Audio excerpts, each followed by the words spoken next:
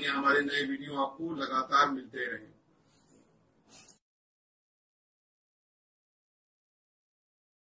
नमस्कार दोस्तों, धर्म रहस्य चैनल पर आपका एक बार फिर से स्वागत है। साधकों के प्रश्न और उत्तर बहुत जरूरी जानकारी लेकर मैं आप लोगों के सामने एक बार फिर से उपस्थित हुआ हूं। आज जो प्रश्न पूछे गए हैं ये विशेषता हमारे ऊपर ही एक प्रकार से कटाक्ष है और ये कहा जा रहा है कि गीता और वेदों में भूतों को नहीं माना जाता है, वेदों में एक ईश्वर को माना जाता है, देवी देवताओं को नहीं, और तंत्र मंत्र वेदों और गीता ग्रंथों में झूठा है। तो हमें इन सब चीजों के चक्करों में नहीं पड़ना चाहिए। इन प्रश्नों को एक प्रकार से कहा गया है। तो चलिए आज इन्हीं प्रश्नों को लेते हैं और समझते हैं कि कहाँ भूल चूक हो रही है और वास्तविक ज्ञान से क्यों भटकाव हो रहा है और वास्तविकता क्या है। तो देखिए, आज का जो पहला प्रश्न है पूछा गया है साधकों के द्वारा कि जिन्हों को तंत्र मंत्र में विश्वास नहीं करते हैं, भूत प्रेत इन सब चीजों को अंधविश्वास मानते हैं और कहते हैं कि आप गीता का पाठ कीजिए, वेदों का पाठ कीजिए, वहां कहीं भूतों वगैरह का वर्णन नहीं आया है और इन चीजों को नहीं मानना चाहिए, इन चीजों का कोई अस्तित्व नहीं होता है। और ऐसा करके आप अपनी जिंदगी को बिगाड़ रहे हैं और तांत्रिकों या इन लोगों के पीछे पड़ रहे हैं जिनका इन चीजों से कोई लेना देना नहीं होता है, केवल अंधविश्वास फैलाया जा रहा है और इसकी वजह से सारे नाश हो रहा है, सारी चीजों का बड़ी स्थिति खराब हुई जा रही है। तो देखिए, पहली बात तो यह है कि ये किसी चीज को समझना और किसी चीज को अपने उसके अर्थ में लेना, ये दोनों अलग अलग बातें होती हैं। भूतों को ना मानना या मान लेना यह प्रश्न नहीं है। प्रश्न यह है कि क्या यह अस्तित्वधारी चीज है या नहीं। तो अगर अस्तित्वधारी है तो वर्णन अवश्य आया होगा। और ऐसा नहीं है कि भूत का मतलब है कि जहां भी कहीं हर जगह वो बैठे हुए हैं या कहीं भी आप जाएंगे तो आपको मिल जाएंगे, आपकी जिंदगी खराब कर देंगे। तो ये भी सोच गलत है। इसी वजह से एक अंधविश्वास पैदा है और उस अंधविश्वास का फायदा कम पढ़े लिखे लोगों को बेवकूफ बना करके कई ओझा और तांत्रिक लोग उठाते हैं। इस वजह से इन चीजों के अस्तित्व को वैज्ञानिक नहीं मानते और कहते हैं कि ये चीजें नहीं होती, पर ऐसा बिल्कुल भी नहीं है। अब लोग कहेंगे कि गीता और वेदों में तो भूतों का वर्णन आया ही नहीं है, इन सब चीजों को नहीं माना जाता है। तो मैं आपको उदाहरण पूर्वक गीता का एक श्लोक बताता हूं। गीता के अध्याय 9 के श्लोक नंबर 25 में, एक बार फिर से सुन लीजिए, गीता के अध्याय 9 के श्लोक नंबर 25 में कहा गया है कि भगवान श्री कृष्ण ने स्वयं कहा है, देवताओं को पूजने वाले देवताओं को प्राप्त होते हैं, पितरों को पूजने वाले पितरों को प्राप्त होते हैं, भूतों को पूजने वाले भूतों को प्राप्त होते हैं, और जो मुझे पूजता है वह मुझको प्राप्त होता है। अब अगर भूत का अस्तित्व नहीं है, देवता का अस्तित्व नहीं है और पितरों का अस्तित्व नहीं है या ये चीजें नहीं होती हैं, तो फिर भगवान को ये कहने की क्या आवश्यकता थी कि भूतों को पूजने वाले भूत ही बनेंगे या भूत को प्राप्त होंगे। एक ही श्लोक से बहुत सारे अर्थ समझ में आ जाते हैं। पहली बात, जो देवताओं को पूजन करेगा वो देवताओं को प्राप्त करेगा, इसका मतलब क्या है कि देवता सिद्ध हो जाएंगे। इसी प्रकार पितरों की जो पूजा करेगा, पितरों की सिद्धि करेगा, उन्हें पितर भी सिद्ध हो जाएंगे। और जो भूतों की भी पूजा करेगा या उनकी सिद्धि या तंत्र के माध्यम से उन्हें सिद्ध करने की कोशिश करेगा तो उनको भूत भी सिद्ध हो जाएंगे। और जो परमात्मा की पूजा करेगा उसे परमात्मा भी एक दिन सिद्ध अवश्य होगा। पर इस बात पर कोई टिप्पणी नहीं करता है कि यह श्लोक कहा गया है और इसका क्या मतलब हो सकता है। तो देखिए, चीजों को बताया जाता है लेकिन उनको इस तरह नहीं बताया जाता है कि जीवन की सच्चाई क्या निकल के सामने आए। वास्तव में भूत भी हैं ईश्वर की ही नजरों में, मैं अपने आप नहीं कह रहा हूं, यहाँ पे उदाहरण मैंने इसीलिए दिया। पितृ भी हैं, देवता भी हैं और परमात्मा भी है। ऐसे ही एक श्लोक आता है, मैं इसको भी गीता के ही श्लोक के माध्यम से बताना चाहता हूं कि कई लोग कहते हैं यक्ष यक्षणियां वगैरह वगैरह इनको क्यों पूछते हो, ये तो कोई चीजें होती ही नहीं है, इन चीजों का कोई अस्तित्व नहीं है और कोई इसको मानता भी नहीं है। तो हम फिर गीता का एक उदाहरण देता हूं मैं। अध्याय 10 है, श्लोक नंबर है 23। फिर से सुन लीजिए, अध्याय 10 में श्लोक नंबर 23 में भगवान श्री कृष्ण क्या कहते हैं? मैं एकादश रुद्रों में शंकर हूं और यक्ष तथा राक्षसों में धन का स्वामी कुबेर हूं। तो देखिए यहां पर स्पष्ट रूप से उन्होंने स्पष्ट किया कि मैं एकादश रुद्रों में भगवान शंकर में ही हूं और यक्ष और राक्षसों में धन का स्वामी कुबेर हूं। अगर यक्ष नहीं है, यक्ष प्रजाति नहीं है, राक्षस प्रजाति नहीं है, तो धन के स्वामी कुबेर जी कहां से हो जाएंगे? और कुबेर स्वयं अगर अपने आप को कह रहे हैं, यानी कि एक प्रकार से अपना अस्तित्व बता रहे हैं भगवान की यक्षों में भी मैं ही विद्यमान हूं, राक्षसों में भी मैं ही विद्यमान हूं। तो अगर यक्ष, राक्षस, भूत, प्रेत और इस तरह की जितनी भी वैरायटीज हैं वो अगर नहीं है संसार में मौजूद, तो फिर ये अपना भगवान उदाहरण देकर के क्यों बता रहे हैं? उन्हें तो स्पष्ट रूप से कहना चाहिए कि यश नाम की कोई चीज नहीं होती, राक्षस नाम का कोई अस्तित्व तो नहीं होता है, भूत नाम की कोई चीजें उपलब्ध होती नहीं, ये चीजें होती ही नहीं है। और ये स्पष्ट उदाहरण है गीता का।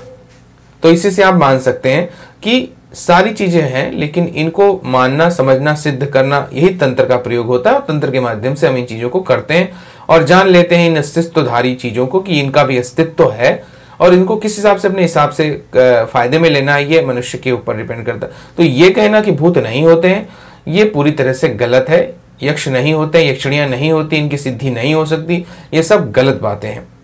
बस इसके माध्यम से जो ठगा जा रहा है समाज में, जो इसकी गलत प्रचार की जा रही है, जिसकी वजह से तंत्र या मंत्र जो है बदनाम है, ओझा लोग इसका जो फायदा उठा रहे हैं, उसकी वजह से इन चीजों को इतना बदनाम कर दिया गया कि लोग इन पर विश्वास करना ही छोड़ दिए। यही हमारी आध्यात्मिक परंपरा, यही हमारी शक्ति है कि कोई और धर्म यह सिद्ध नहीं कर सकता जो हम सिद्ध कर सकते हैं और सीधा विज्ञान को चुनौती दे सकते हैं। अगला प्रश्न पूछा गया है कि वेदों में एक ईश्वर को माना गया है, देवी देवताओं को नहीं। देखिए ये भी यहाँ पर गलत व्याख्या है, गलत बात कही गई है। देखिए वेदों में एक ईश्वर को माना गया है, अवश्य यह सत्य है, लेकिन देवी देवताओं के अस्तित्व को पूरी तरह से स्पष्ट रूप से बताया गया है। अगर वे कोई कहे कि देवी देवताओं का अस्तित्व नहीं है बताया गया या नहीं मानते हैं केवल एक, तो देखिए यह कथा कहा गया है कि ईश्वर की सृष्टि से संपूर्ण ब्रह्मांड की रचना हुई, उसमें कई देवी देवता भी आते हैं और उनकी अलग अलग कार्य भी हैं। तो ईश्वर भी है और साथ में देवी देवता भी हैं। इसीलिए आपने कहा होगा, ऋग्वेद में देखा होगा 33 देवी देवताओं की कोटि का उल्लेख किया गया, 33 प्रकार के देवी देवता माने जाते हैं।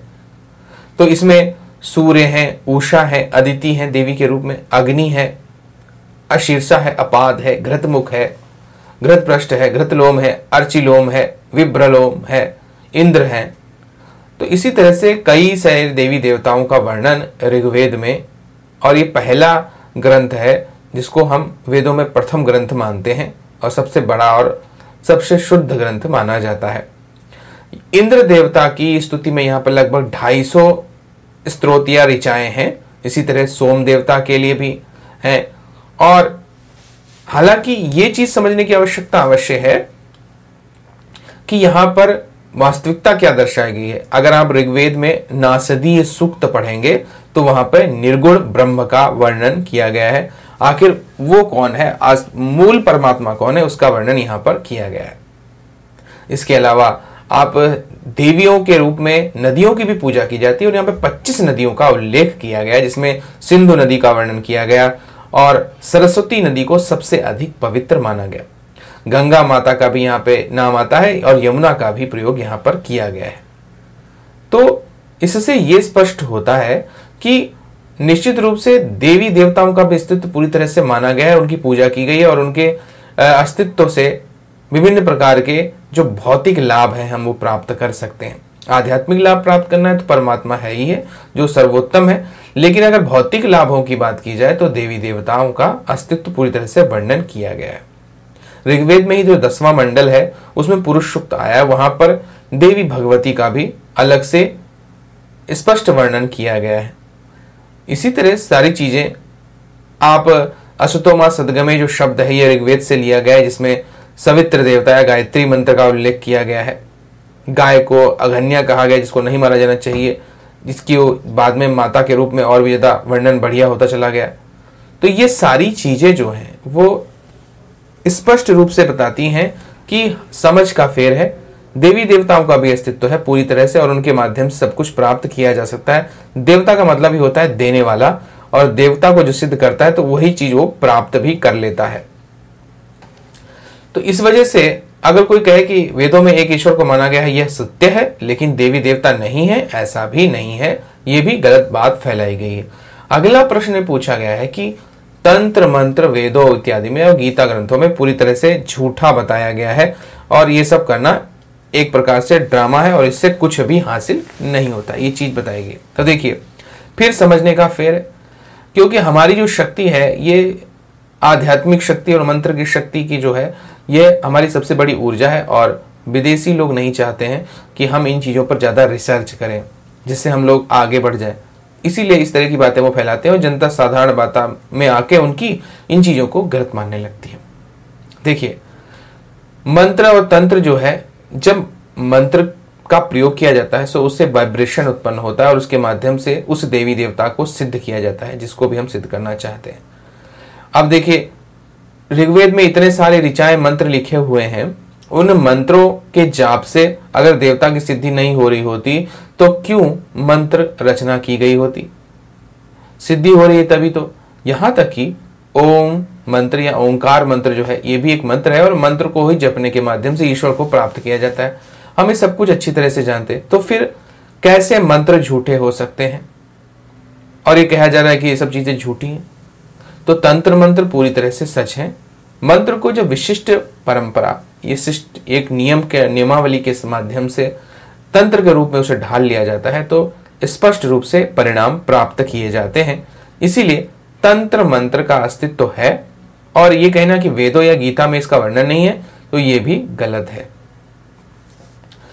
वहां पर भी आप ओंकार मंत्र के रूप में, इसके अलावा अन्य कई सारे मंत्रों और नामों के रूप में हम गीता में भी इसको देखते हैं, वेदों में भी इसको देखते हैं और अन्य ग्रंथों में भी देखते हैं। तो न तो तंत्र झूठा है, न तो मंत्र झूठा है, और ना ही यह बात है कि गीता या वेदों में तंत्र मंत्र को झूठा कहा गया है। स्पष्ट रूप से अंक संकेत रूप में मैंने पहले भी बता चुका हूं कि अध्याय नंबर 10 के श्लोक नंबर 23 में कहा कि मैं धन का स्वामी कुबेर हूं, यानी कि स्पष्ट बातें आती हैं कि यक्ष जाति भी होती है, राक्षस जाति भी होती है। दूसरे धर्मों में भी पढ़ी, अगर आप बौद्ध धर्म में जाएंगे तो भगवान बुद्ध की कई बार मुलाकात यक्षों से हुई और उन्होंने उनको समझाया भी, तो यानी कि यक्ष उस वक्त भी मौजूद थे। अब ये कहना कि यक्ष प्रजाति नहीं, इसी प्रकार भूतों के संबंध में मैंने आपको बताया कि गीता के अध्याय 9 के श्लोक नंबर 25 में भूतों के पूजने वाले भूतों को प्राप्त होते हैं, उनकी सिद्धि होती है। तो सिद्धि कैसे हो जाएगी? भूतों को पूजेगा, कोई विधि को तो अपनाएगा, कोई मंत्र का जाप करेगा, किसी तांत्रिक प्रयोग को करेगा, तभी तो उसकी सिद्धि होगी।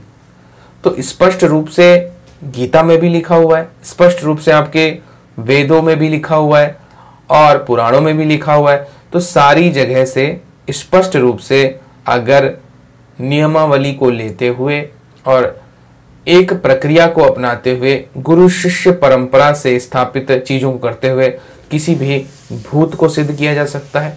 यक्ष, गंधर्व, किन्नर इत्यादियों को सिद्ध किया जा सकता है। देवी देवताओं को भी आपका सिद्ध किया जा सकता है। तो इस प्रकार से अगर कंक्लूजन निकाला जाएगा अभी तक की वार्ता का, तो यह स्पष्ट रूप से आता है कि गीता और वेदों में भूतों को नहीं मानने वाली बात गलत सिद्ध होती है। गीता और वेदों में भूतों को माना गया है और भूत, प्रेत और पिशाच, ये सभी श्रेणियां उपस्थित हैं। लेकिन ऐसा नहीं है जैसे जंगल में ही जाकर आप शेर को देख सकते हैं। अब शहर में रहने वाला अगर उसे ना बताया जाए तो वो नहीं मानेगा कि जंगल में एक जानवर होता है जो सबको मारकर खा जाता है। उसी तरह भूतों का भी अस्तित्व है कि जब तक आप भूतों को सिद्ध नहीं कर लेते तब तक आपको कैसे पता चलेगा कि भूत होते ही हैं। तो ये सी एक प्रकार से स्पष्टीकरण की बातें हैं और गलत प्रचार की बातें हैं। वेदों में भी एक ईश्वर को माना गया है और देवी देवताओं को भी माना गया, उनका भी अस्तित्व पूरी तरह से मौजूद है। और तीसरा, तंत्र मंत्र वेदों और गीता ग्रंथों में झूठा कहा गया है, ये भी बात गलत सिद्ध होती है। इसे भी पूरी तरह से माना गया है और अपने अपने लौकिक प्रयोगों के लिए व्यक्ति इन सब चीज़ों का इस्तेमाल करता रहा है। हालांकि ये अलग प्रश्न है कि हमारा उद्देश्य क्या है, हम क्या प्राप्त करना चाहते हैं। हम सिद्धि प्राप्त करना चाहते हैं, भौतिक सुख संपदा प्राप्त करना चाहते हैं, या मोक्ष प्राप्त करना चाहते हैं। अब जब चीजें अलग अलग होती हैं तो उसके हिसाब से अलग अलग हमको कर्म भी करना पड़ता है। अब कोई ये कहे कि लिखने वाला व्यक्ति कारीगर हो सकता है, तो वो संभव नहीं है। कारीगरी जिसने सीखी है वही कारीगर हो सकता है, और जो लिखने पढ़ने वाला काम कर रहा है वो लिखने पढ़ने वाला ही काम कर सकता है। तो कर्मों में भेद है। तो जैसा कर्म व्यक्ति करेगा उसी हिसाब से, उसकी अपनी सोच के हिसाब से वो आगे उस चीज को लेके जाएगा। उसका कितना विकास कर सकता है, उससे वो क्या फायदा उठा सकता है और क्या फायदा नहीं उठा सकता है। एक छोटी सी घटना के माध्यम से मैं आपको बताता हूं कि समझने का एक फेर है बातों को। एक बार गुरु नानक जी नदी के एक पार थे और नाविक जो है थोड़ी देर में आने वाला था, तो नाविक को उन्होंने बुलाया, थोड़ी देर बाद आया। तब तक उनके सामने से ही एक व्यक्ति पानी में चलता हुआ चला गया और उस पार नदी के उतर गया। थोड़ी देर बाद फिर इन्होंने नाव पकड़ी और उस नाव को लेकर वो उस पार उतरे।